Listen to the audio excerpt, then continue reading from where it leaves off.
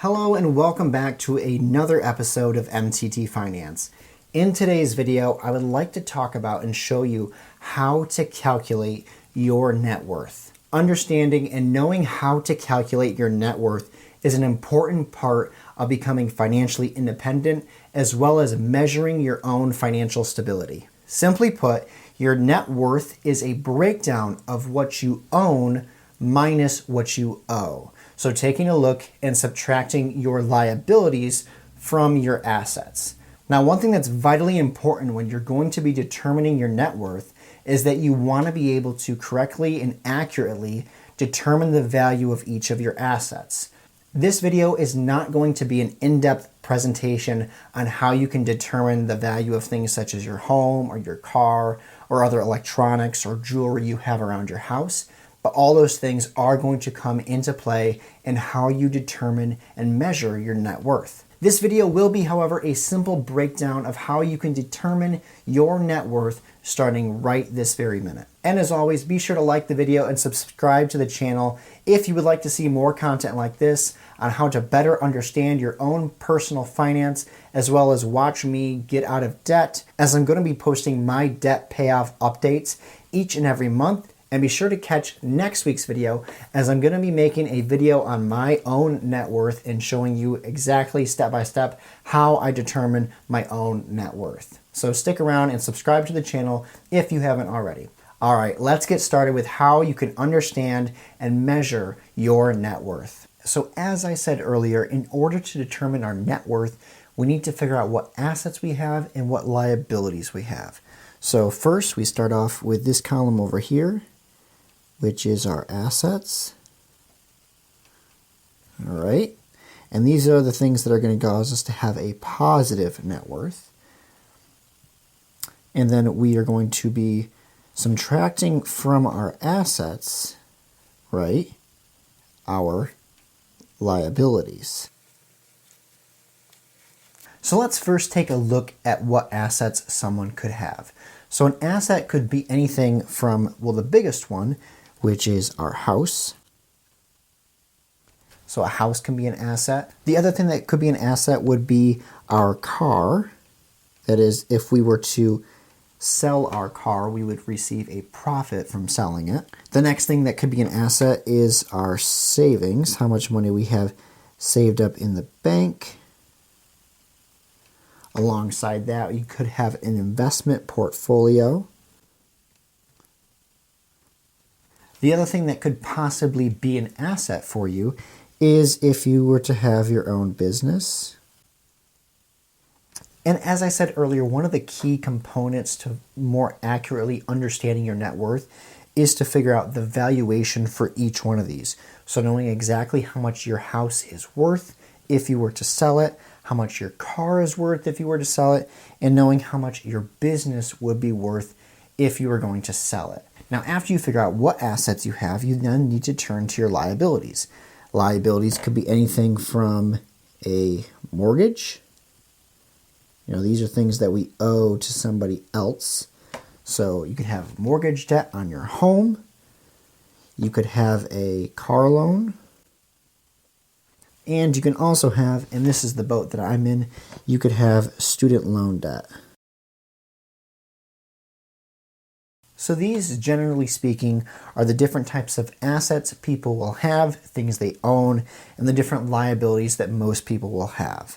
So now let's go ahead and start plugging in some numbers to see how you would actually go about determining your assets versus your liabilities and determine your own net worth. So beginning with the assets column, as we said earlier, someone could have a home, that's an asset, so a house.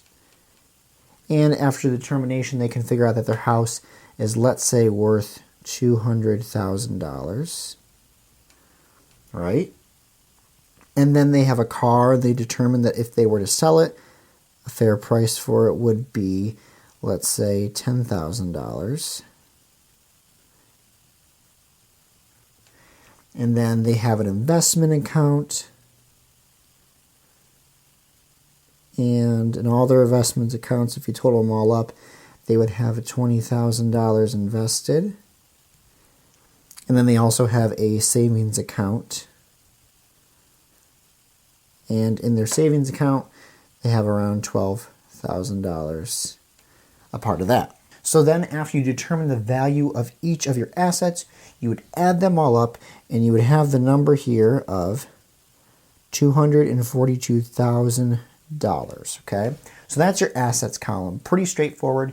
You just have to get accurate and fair valuations for your house, your car, any other thing you have, such as a business. Now let's turn our attention to the liabilities column.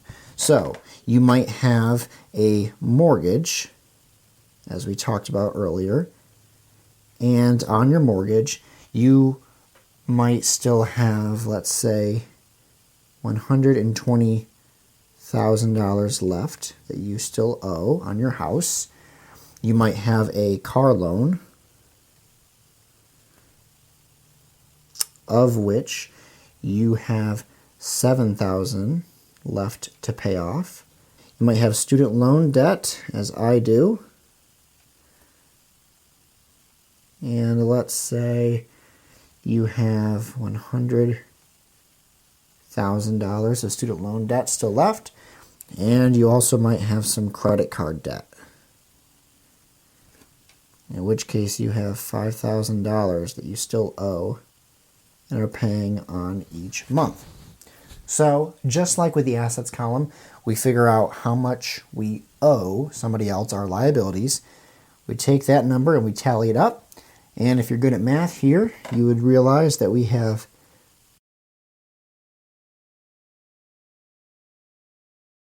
worth of liabilities, okay?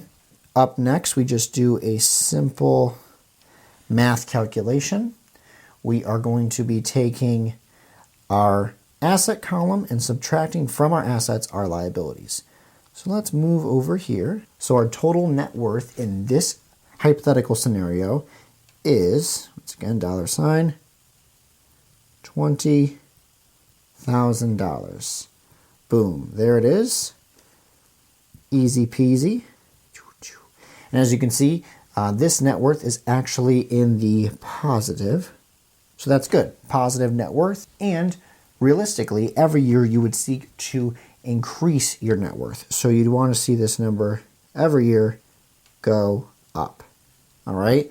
And the way to do that, the way to have your net worth go up and keep getting more and more positive and a higher number is you would look at these two columns here.